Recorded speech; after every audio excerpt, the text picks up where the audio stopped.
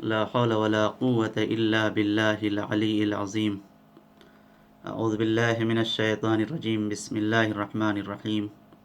الحمد لله والصلاة والسلام على رسول الله وعلى آلہ آل اللہ. اس وقت کی ہماری گفتگو کا عنوان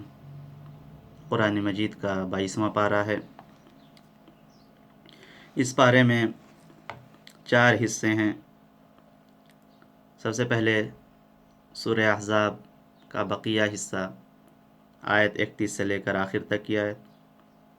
اس کے بعد سورہ سبا ایک مکمل سورہ، پھر سورہ فاطر مکمل، پھر اس کے بعد سورہ یاسین کی ابتدائی آیتیں. اس بارے میں تقریباً ابتدائی 27 آیتیں اس بارے میں ذکر ہوئی ہیں. سب سے پہلے سورہ احزاب کے بارے میں. بہت ہی اہم سورہ ہے. 28 سے لے کر آیت نمبر 35 تک نبی کی بیویوں کے وظیفے اور ان کے ذمہ داریوں کو پروردگار نے بیان کیا ہے. اور پھر ازواج مطہرات کے لیے 7 احکام تقریباً بیان ہوئے ہیں کہ نزاکت کے ساتھ باتیں نہ کریں، بلا ضرورت گھر سے باہر نہ نکلیں، زمانے جاہلیت کی خواتین کی طرح اپنی زینت اور پردے کا اظہار کرتے ہوئے، صدر کا اظہار کرتے ہوئے باہر نہ نکلیں، نماز کی پابندی کریں، زکوٰۃ دیا کریں، اللہ اور اس کے رسول کی اطاعت کریں، اور یہ کہ قرآنی آیات کی تلاوت اور احادیث کا مذاکرہ کیا کریں. اسی میں سے ایک بہت ہی مشہور و معروف آیت نمبر 33 ہے، جسے اور آپ آیت تطہیر کے نام سے یاد کرتے ہیں. آیت 33 کے ذکر ذیل میں ہے، اسی میں ذکر ہوئی ہے. آیت 32 کے بعد نبی کی ازواج سے انداز تبدیل ہو کر اہل بیت سے خطاب ہونے لگتا ہے. آیت نمبر 33 کا جزو ہے انما یرید اللہ لیذھب عنکم الرجس اہل البیت ویطہرکم تطہیرا. یعنی بس اللہ کا ارادہ یہ ہے کہ اہل بیت کہ تم سے ہر برائی کو دور رکھے اور اس طرح پاک و پاکیزہ رکھے جو پاک و پاکیزہ رکھنے کا حق ہے. یہ آیت شریفہ اہل بیت علیہ السلام کی عصمت کے اوپر واضح دلیل ہے. ہمارے پاس بہت سی روایات موجود ہیں کہ جو اس بات کی نشاندہی کرتی ہیں کہ یہ آیت صرف ان بزرگوں کے ساتھ مخصوص ہے اور اس میں ازواج پیغمبر کسی بھی صورت میں داخل نہیں ہیں، اگرچہ شایان شان احترام کے لائق ہیں.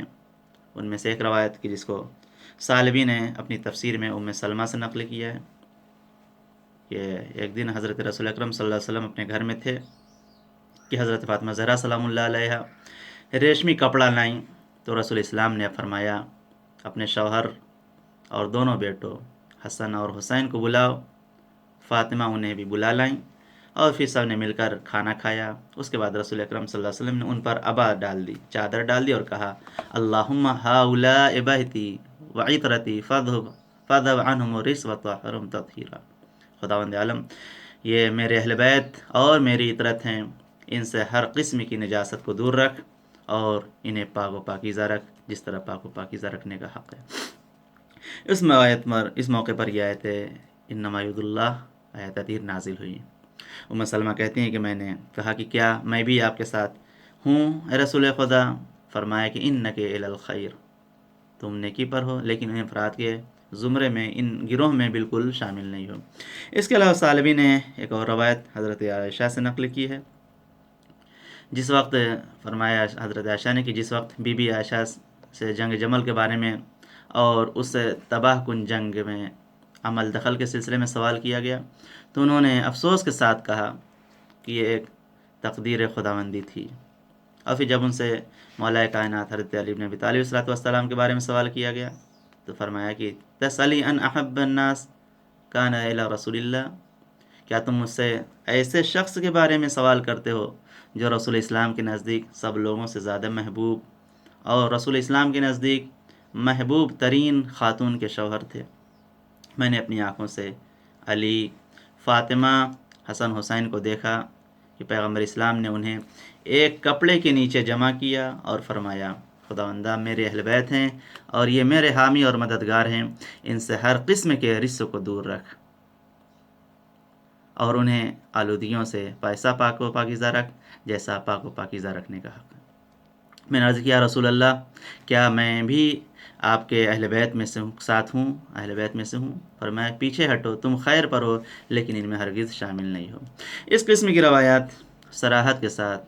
بتاتی ہیں کہ یہ اس آیت میں ازواج رسول اہل بیت کا جز نہیں ہے۔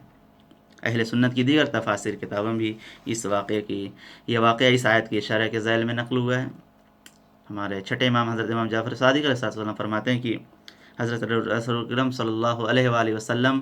40 دن تک مسلسل ہر روز صبح نماز صبح کے بعد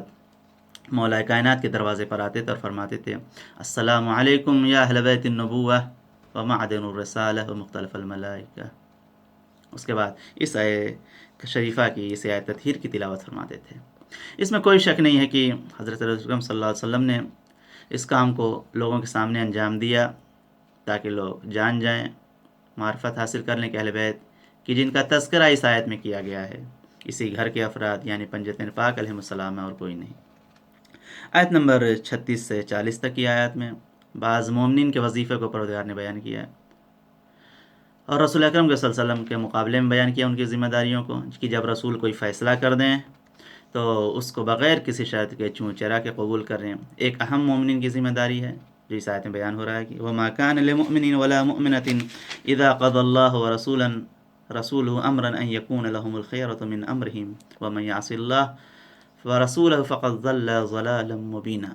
اور کسی بھی مومن مرد یا عورت کو اختیار نہیں ہے کہ جب خدا اور رسول کسی امر کے بارے میں فیصلہ کر دیں تو وہ بھی اپنے امر کے بارے میں صاحب اختیار بن جائے، اور جو بھی خدا اور رسول کی نافرمانی کرے گا وہ بڑی کھلی ہوئی گمراہی میں مبتلا ہوگا۔ آیت نمبر 53 میں پیغمبر اکرم صلی اللہ علیہ وسلم ساتھ اور آپ کے گھر والوں کے احترام کے ساتھ گھر والوں کے ساتھ احترام کے بارے میں اور گھر میں داخل ہونے کے بارے میں ذکر ہوا کہ آیت نمبر 53 میں کی یا ایھا الذین آمنوا لا تدخلوا بیوت النبی الا ان یؤذن لکم الی طعام غیر ناظرین اناہ ولکن اذا دعیتم فادخلوا فاذا طعمتم فانتشروا۔ اے ایمان والو خبردار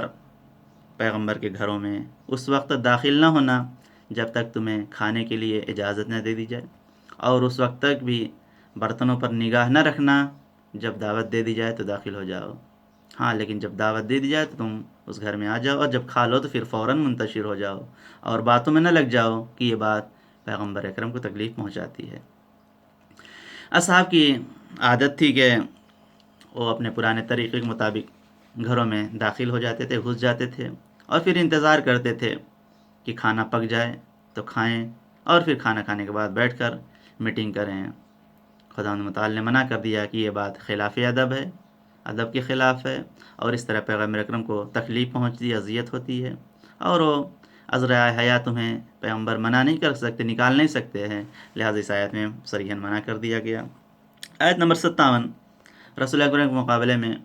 جو مومنین کے وظیفہ ہیں، ذمہ داریاں ان کو بیان کیا رہا ہے کہ خدا فرما رہا ہے کہ مومنین کو ایسے کام انجام نہیں دینے چاہیے جس سے رسول اکرم کو تکلیف ہو، اور جو بھی ایسا کرے گا یعنی رسول اسلام کو اذیت دے گا اس کے لیے دردناک عذاب ہے۔ آیت نمبر 57 سورہ احزاب ان الذین یؤذون اللہ ورسولہ لعنہم اللہ فی الدنیا والآخرہ واعد لهم عذابا مہینا۔ یقیناً جو لوگ خدا اور اس کے رسول کو ستاتے ہیں ان پر دنیا اور آخرت میں خدا کی طرف سے لعنت ہے، اور خدا نے ان کے لیے رسوا کن دردناک عذاب مہیا کر رکھا ہے۔ اس آیت میں خدا تعالیٰ نے لعنت کا لفظ استعمال کیا، لعنہم اللہ، اللہ کی لعنت ہے۔ لعنت کے معنی رحمت سے دور کر دینے کے ہیں، اس کا برا بھلا کہنے یا گالیاں دینے سے کوئی تعلق نہیں ہے۔ لعنت کرنے والا صرف یہ چاہتا ہے کہ ملعون اپنے اعمال اور کردار کی بنا پر خدا کی رحمت سے محروم رہے، جیسا کہ رسول اکرم صلی اللہ علیہ وسلم کے وصی حضرت علی بن ابی طالب صلی اللہ علیہ وسلم نے فرمایا کہ خداوند عالم ان امر بالمعروف اور نہی منکر کرنے والوں پر لعنت کرتا ہے کہ جو دوسروں کو اچھی باتوں کا حکم دیتے ہیں لیکن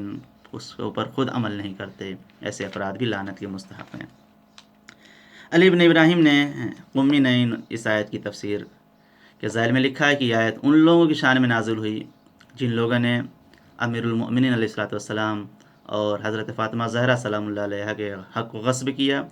اور پھر آپ کو اذیت دی، جبکہ رسول اسلام نے فرمایا تھا کہ فاطمہ میرا ٹکڑا ہے، جس نے اسے اذیت دی اس نے مجھے اذیت دی، اور جس نے مجھ کو اذیت دی اس نے گویا خدا کو اذیت دی۔ لہٰذا جنہوں نے بھی حق حضرت امیر المومنین علیہ السلام کو غصب کیا، انہوں نے اپنے اس کام سے حضرت فاطمہ زہرا سلام اللہ علیہا اور حضرت مولا کائنات کو اذیت دی، اور اس طرح انہوں نے گویا پیغمبر اسلام کو اذیت اور تکلیف پہنچائی۔ آیت نمبر 58 میں کے بعد جو ہے مومنین کے ایک دوسرے وظیفے کو بیان کیا جا رہا ہے کہ لہٰذا کہ ایک مسلمان کو معاشرے میں کن مسائل کی رعایت کرنا چاہیے، اور ایک ذمہ داری یہ بھی ہے کہ وہ کسی دوسرے کو اذیت نہ دیں، تکلیف نہ پہنچائیں، جیسا کہ ارشاد ہوتا ہے آیت نمبر 58 میں کہ والذین یؤذون المؤمنین والمؤمنات بغیر ما اکتسبوا فقد احتملوا بہتانا واثما مبینا، اور جو لوگ صاحبان ایمان مرد یا عورتوں کو بغیر کچھ کیے دھرے اذیت دیتے ہیں، انہوں نے بڑے بہتان اور کھلے گناہ کا بوجھ اپنے سر پر اٹھا رکھا ہے۔ حضرت رسول اسلام نے ایسے افراد کی مذمت اور سزا کو بیان کرتے ہوئے فرمایا کہ من اذل مؤمنا اذلہ اللہ، جس نے کسی مومن کو ذلیل کیا اس نے گویا خدا کو ذلیل کیا۔ اور یہ بھی فرمایا کہ من اذل مؤمنا او حقرہ لفقرہ وقلت ذات یدہ شہرہ اللہ علی جسر جہنم یوم القیامہ، اگر کوئی مومن کسی مومن کو ذلیل کرتا ہے یا اس کو اس کے فقر کی، غربت کی بنا پر اس کو حقیر یا پست سمجھتا ہے، خداوند عالم ایسے انسان کو روز قیامت جہنم کے پل پر رسوا کرے گا، ذلیل کرے گا، اور پھر اس کے تمام عیوب کو اور نقائص کو تمام مخلوقات کے سامنے آشکار کر دے گا۔ ایک مومن کی عزت بہت زیادہ اہم ہے، یہاں تک کہ اسلامی احادیث اور روایات کی بنا پر مومنین کی عزت کو اور اس کے احترام کو کعبے کے احترام سے زیادہ بتایا گیا ہے۔ لہٰذا مومنین کو اس بات کا خیال رکھنا چاہیے کہ ایک دوسرے مومنین کی عزت سے نہ کھیلیں، ان کو بے عزت نہ کریں، ذلیل نہ کریں، بلکہ عزت و آبرو کے ساتھ پیش آئیں۔ آیت نمبر 59 میں اسی سورہ احزاب کی حجاب اور پردے کے بارے میں حکم ہے اور اہم دستور ہے، یا ایھا النبی قل لازواجک وبناتک ونساء المؤمنین یدنین علیہن من جلابیبہن ذلک ادنی یعرفن فلا یؤذین، اے پیغمبر آپ اپنی بیویوں کو، بیٹیوں کو اور مومنین کی عورتوں کو اس سے کہہ دیجئے کہ اپنی چادر کو اپنے اوپر لٹکائے رہا کریں، یہ طریقہ ان کی شناخت یا شرافت سے قریب تر ہے۔ تفسیر علی بن ابراہیم قمی میں اس آیت کی شان نزول یہ بیان کی گئی ہے کہ اس زمانے میں مسلمان عورتیں مسجد میں جا کر رسول اسلام کے پیچھے نماز پڑھا کرتی تھیں، یا یہ کہ اس زمانے میں معمول تھا کہ کنیزیں سر اور گردن کو چھپائے بغیر گھر سے باہر نکل جایا کرتی تھیں، اور چونکہ یہ کیفیت اخلاقی لحاظ سے اچھی نہیں تھی، لہٰذا رات کے وقت جب مغرب و عشاء کی نماز کے لیے جایا کرتی تھیں تو کچھ کو اوباش نوجوان قسم کے افراد یہ راستے میں آ کر بیٹھ جاتے تھے، ان سے چھیڑخانی کرتے تھے اور اخلاق سے گری ہوئی باتیں کر کے ان کے تکلیف پہنچاتے تھے اور پھر ان کا راستہ روکتے تھے۔ اس سلسلے میں یہ آیت نازل ہوئی اور انہیں حکم دیا گیا کہ وہ اچھی طرح سے پردہ کریں تاکہ واضح ہو سکے کہ یہ مسلمان عورتیں ہیں اور کوئی شخص مزاحمت کے لیے، پریشانی کے لیے بہانہ نہ بنا سکے۔ واضح ہے کہ اس گفتگو کا مفہوم یہ نہیں ہے کہ اوباش اور بدقماش لوگوں کو کنیزوں کے سے چھیڑ کا حق حاصل ہو گیا ہے، بلکہ مراد یہ ہے کہ بد فطرت لوگوں کے ہاتھوں میں کسی قسم کا بہانہ باقی نہ رہنے پائے۔ دوسرا مقصد یہ بھی ہو سکتا ہے کہ مسلمان عورتیں پردے کے بارے میں سہل انگاری اور لاپرواہی نہ برتیں، جیسا کہ بعض لاوالغ قسم کی عورتیں پردے کے ہوتے ہوئے بھی بے پردہ ہوتی ہیں اور ان کے جسم کے زیادہ حصے نمایاں ہوتے ہیں۔ اس سورہ کے آخر میں حصے میں آیت نمبر 70 اور 71 میں مومنین کے ایک دوسرے وظیفے کو بیان کیا جا رہا ہے، اور یہ کہ اپنی زبان کے ذریعے سے کسی دوسرے کو تکلیف نہ دیں، جیسا کہ ارشاد ہوتا ہے یا ایھا الذین آمنوا اتقوا اللہ وقولوا قولا سدیدا یصلح لکم اعمالکم ویغفر لکم ذنوبکم ومن یطع اللہ ورسولہ فقد فاز فوزا عظیما۔ ایمان والو، اللہ سے ڈرو اور سیدھی بات کرو۔ کیوں؟ یصلح لکم اعمالکم، اگر ایسا کرو گے، اللہ سے ڈرو گے، سیدھی بات کرو گے، تو خداوند عالم تمہارے اعمال کی اصلاح کر دے گا اور پھر تمہارے گناہوں کو بخش دے گا، اور جو بھی خدا اور رسول کی اطاعت کرے گا وہ عظیم کامیابی کے درجے پر فائز ہوگا۔ حقیقت یہ ہے کہ تقوی اصلاح زبان کی بنیاد اور حق بات کا سرچشمہ ہے، اور حق بات اصلاح اعمال کے مؤثر عوامل میں سے ہے، اور اصلاح اعمال گناہوں کی بخشش کے سبب ہے، کیونکہ ارشاد تھا ان الحسنات یذہبن السیئات، نیک اعمال انسان کے گناہوں کو ختم کر دیتے ہیں۔ علماء اخلاق نے بھی کہا ہے کہ یہ زبان بدن کا سب سے زیادہ بابرکت عضو ہے، ہدایت، اطاعت، اصلاح کا سرچشمہ ہے، اور سب سے مؤثر ترین وسیلہ ہے، اور اس کے باوجود جہاں بابرکت اور بہترین وسیلہ ہے، وہیں سب سے زیادہ خطرناک اور سب سے زیادہ گناہ گار عضو بھی یہی زبان ہے، یہاں تک کہ 30 گناہ کبیرہ اس چھوٹے سے عضو سے پیدا ہوتے ہیں، جنم لیتے ہیں۔ اسی بنا پر رسول اکرم صلی اللہ علیہ وسلم نے ایک حدیث میں فرمایا کہ کسی بندے کا ایمان اس وقت تک صحیح نہیں ہو سکتا جب تک اس کا دل راست نہ ہو جائے، سیدھا نہ ہو جائے، اور کسی کا دل اس وقت تک سیدھا نہیں ہو سکتا جب تک اس کی زبان سیدھی نہ ہو۔ ایک اور حدیث ہے جو بہترین ہے، جس میں ہمارے چوتھے امام حضرت امام زین العابدین علیہ الصلوۃ والسلام سے مروی ہے، فرماتے ہیں کہ ہر شخص کی زبان روزانہ صبح کے وقت تمام دوسرے اعضاء کی احوال پرسی اور خیریت دریافت کرتی ہے، اور کہتی ہے کیف اصبحتم، تم نے کیسے صبح کی؟ تو پھر وہ سارے اعضاء و جوارے اس زبان کے اظہار محبت کے جواب میں کہتے ہیں کہ بخیر ان ترکنا، خیریت ہے اگر تو نے رہنے دیا، یعنی اگر تم نے چھوڑ دیا، یعنی زبان سے لوگ دوسرے اعضاء و جوارے اگر تم نے چھوڑ دیا تو پھر ٹھیک ہے، ورنہ خیریت نہیں ہے۔ پھر وہ مزید کہتے ہیں کہ تجھے ہم خدا کی قسم، دوسرے اعضاء و جوارے کہتے ہیں کہ تجھے ہم خدا کی قسم دے کر کہتے ہیں کہ ہمارا خیال رکھنا، ہمیں تیرے ذریعے سے ثواب ملے گا اور پھر تیری ہی وجہ سے عذاب ملے گا۔ یعنی اگر انسان اپنی زبان کو سدھار لے تو ثواب کا حقدار ہے، اگر زبان راہ راستے پر نہیں ہے، زبان کے ذریعے گناہ کرتا ہے تو پھر عذاب کا مستحق ہے۔ زبان کے ذریعے انسان اچھا بھی ہو سکتا ہے، زبان کے ذریعے انسان برا بھی۔ اس سلسلے میں اور بھی بہت سی زبان کی روایتیں ہیں جو سب زبان کے انتہائی زیادہ اثرات اور اس کی برکات پر دلالت کرتی ہیں کہ انسانی نفوس کی تہذیب، اصلاح اخلاق میں زبان کا بڑا کردار ہے۔ اسی بنا پر ایک حدیث میں ہے کہ جب بھی رسول اکرم صلی اللہ علیہ وسلم منبر پر تشریف لے جاتے تھے تو اس آیت شریفہ کی تلاوت کرتے تھے، 73 کی آیت، یا ایھا الذین آمنوا اتقوا اللہ قولوا قولا سدیدا، اے لوگ جو ایمان لائے خدا کا تقوی اختیار کرو اور پھر سچی بات کہو۔ آخر میں خدا کہتا ہے کہ جو شخص خدا اور رسول کی اطاعت کرے گا، وَمَن یُطِیعِ اللَّهَ وَرَسُولَهُ فَقَدْ فَازَ فَوْزًا عَظِیمًا، وہ بہت بڑی کامیابی سے ہمکنار ہوگا۔ کون سی کامیابی اس سے بلند اور بالا تر ہوگی کہ انسان کے اعمال پاک ہو جائیں، اس کے گناہ بخشے جائیں، اور پھر بارگاہ رب العزت میں سرخرو اور سرفراز ہو کر پیش ہو۔ سورہ احزاب کے بعد سورہ سبا کا آغاز ہوتا ہے۔ یہ سورہ بھی مکی ہے، اس میں 54 آیتیں ہیں۔ اس سورہ میں انسانوں کی کامیابی کے 3 عوامل کو، 3 اسباب کو ذکر کیا ہے پروردگار نے۔ سب سے پہلے آخرت پر ایمان رکھتا ہو، دوسرے شکر گزار ہو، تیسرے اپنے حق رہبروں کی پیروی کرتا ہو، اتباع کرتا ہو۔ اگر انسان کو دنیا میں اور آخرت میں کامیاب ہونا ہے تو بہرحال اس کو آخرت پر ایمان لانا پڑے گا۔ اس بات کو ابتدائی 10 آیتوں میں بیان کیا پروردگار نے سورہ سبا کی۔ اور دوسرا کامیابی کا سبب اور عامل شکر پروردگار ہے۔ تمام نعمتوں پر انسان کو شکر کرنا چاہیے، چاہے وہ نعمت ظاہری ہوں یا باطنی نعمت۔ آیت نمبر 10 سے 30 تک اس باتوں کو بیان کیا ہے پروردگار نے۔ خداوند عالم نے شکر گزاری کے موضوع کو بیان کرتے ہوئے حضرت داؤد اور حضرت سلیمان علیہ السلام کی داستان کو بیان کیا ہے، اور فرمایا آیت نمبر 13 میں کہ اعملوا آل داؤد شکرا وقلیل من عبادی الشکور، آل داؤد شکر ادا کرو اور ہمارے بندوں میں شکر گزار بندے بہت کم ہیں۔ اس کے بعد قوم سبا کی داستان کو بیان کیا ہے کہ جو نعمت الہی میں غرق تھے، لیکن جب کفران نعمت اور ناشکری کیا تو خدا نے ان کی ناشکری کے بنا پر ساری نعمتوں کو ان سے چھین لیا، جیسا کہ ارشاد آیت نمبر 16 اور 17 میں